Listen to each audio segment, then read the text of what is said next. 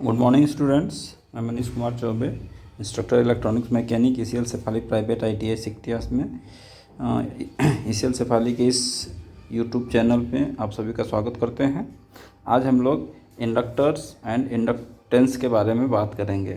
Inductor and inductance क्या होता है? Inductor and inductance. इस चैप्टर में हम लोग पढ़ेंगे meaning of inductor and inductance, मतलब इसका मतलब क्या है। इंडक्टर और इंडक्टेंस का मतलब क्या है। Meaning of self inductance, self inductance का मतलब क्या है। Name the unit of inductance, मतलब कि इसका जो नाम है, यूनिट का नाम है, उसको क्या कहते हैं, उसको कैसे डिफाइन करते हैं और उसका फार्मूला क्या है। And classification of inductors, inductors का वर्गीकरण, कितने भागों में इंडक्टर्स को वर्गीकृत किया गया है, ये सब चीज़ों का अध्ययन हम लोग करेंगे। तो आइए देखते हैं इंडक्टर क्या है। Inductors. This components consist of coil of wire. The coil may or may not be wound on a former. The basic function of an inductor is to store energy in the form of magnetic field when current flow through the inductors. मतलब कि inductors क्या है। Inductors एक तारों का लपेट है। मतलब यदि किसी तार को चाहे किसी फ्रेम पे या बिना फ्रेम के एयर में लपेट दिया जाता है तो उसको बोलते हैं कि ये एक इंडक्टर है। और इसमें क्या होता है कि जब इंडक्टर में से किसी करंट को प्रवाहित किया जाता है तो इसमें एक मैग्नेटिक फ्लक्स उत्पन्न होता है। मतलब इसके चारों तरफ एक चुंबकीय क्षेत्र बनता है और ये इंडक्टर जो है वो चुंबकीय क्षेत्र को ऊर्जा के रूप में अपने अंदर स्टोर करके रखा रहता है। जैसा कि कुछ चित्र में दिखाया गया कि ये इंडक्टर्स हैं। इंडक्टेंस विभिन्न आकृति, विभिन्न मान के यहाँ दिखाए गए हैं। आगे inductance. Inductance is the electrical property of inductors, मतलब कि इंडक्टर्स का ये विद्युतीय गुण है। इंडक्टेंस मतलब इंडक्टर का जो विद्युतीय गुण है उसी को हम इंडक्टेंस कहते हैं। It is denoted by letter L, मतलब इसको हम अंग्रेजी के कैपिटल L से प्रदर्शित करते हैं। And the unit of inductance is Henry and denoted by H। Inductance का जो मात्रक होता है वो हेनरी होता है और इसको हम हेनरी को कैपिटल S से प्रदर्शित करते हैं। अब बात करते हैं कि टाइप्स ऑफ इंडक्टर्स। इंडक्टर्स कितने प्रकार के होते हैं। Depending on the type of materials use inductor can be classified as follows, मतलब जो मटेरियल उसमें प्रयोग किए जाते हैं, मटेरियल के प्रयोग के आधार पे निम्न प्रकार के इंडक्टर्स होते हैं, जिसमें नंबर 1 है आयरन कोर इंडक्टर्स, दूसरा है एयर कोर इंडक्टर्स, तीसरा है आयरन पाउडर इंडक्टर्स और चौथा है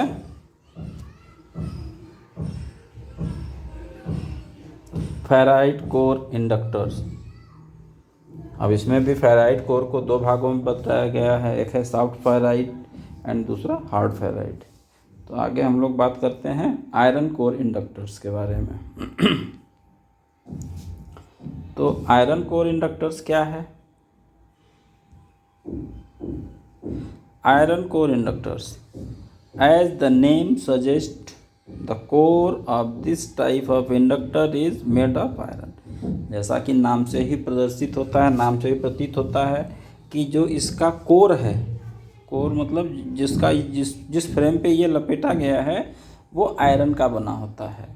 तो कोर इसका आयरन का है, इसलिए इसको आयरन कोर इंडक्टर्स कहते हैं। These inductors are low space inductors that have high power and high inductance value।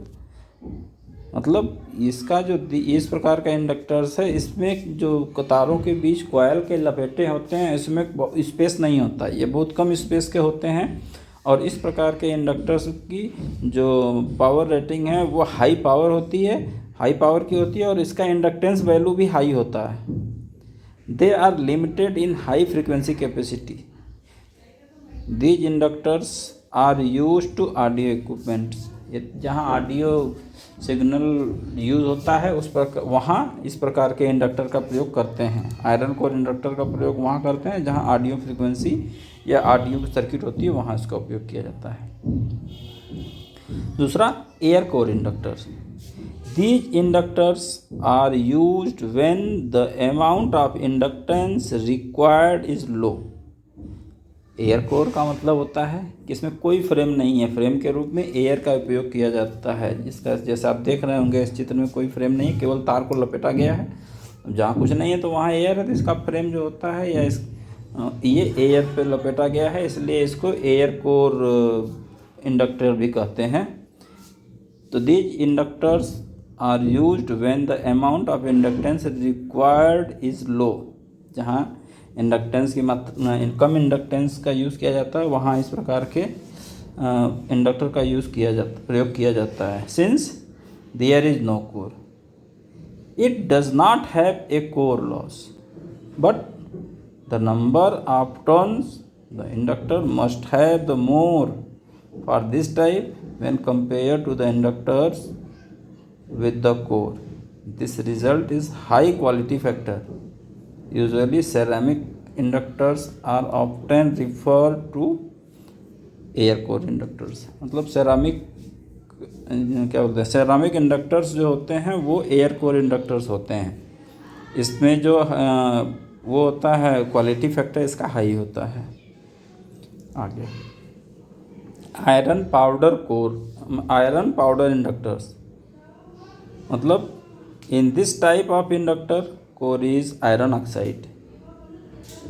They are formed by very fine and insulating particles of pure iron powder. High magnetic flux can be stored in it due to the air gap. Permeability of the core of this type of inductor is very less. They are usually below 100. They are mainly used in switching power supply. मतलब इसमें क्या होता है कि इसमें जो core use किया जाता है वो आयरन का पाउडर यूज़ किया जाता है। इसमें आयरन का पाउडर यूज़ किया जाता है, जिसके कारण इसकी जो वो परमेबिलिटी होती है, चुंबकशीलता बहुत हाई होती है। इसके अंदर ज़्यादा मैग्नेटिक फ्लक्स बनते हैं और इसमें जो मैग्नेटिक फ्लक्स एनर्जी है वो ज़्यादा स्टोर की जा सकती है। इसका मतलब इसकी जो very less, they are usually 100, इसकी परमेबिलिटी 100 से कम होती है। They are mainly used in switching power supply. इसमें जो SMPS वगैरह में इस प्रकार के आयरन को इंडक्टर यूज़ किए जाते हैं। चौथा है ferrite core inductor. In this type of inductor ferrite material are used as core. इसमें जो कोर यूज़ किए जाते हैं वो फेराइड मटेरियल के यूज़ किए जाते हैं। The general composition of ferrite is ferric oxide, मतलब XFe2O4, where X represent the transition material. Ferrites can be classified into 2 types, soft ferrite and hard ferrite. आगे, soft ferrite material that have the ability to reverse their polarity without any external energy. मतलब बिना इसको बाहरी कोई energy देने के, बिना बाहरी एनर्जी से जो इसका जो पोलैरिटी है उसको चेंज किया जा सकता है। Hard ferrite, these are permanent magnet that is their polarity will not change even when the magnetic field is removed. मतलब these are permanent magnet, ये अस्थाई चुंबक होता है।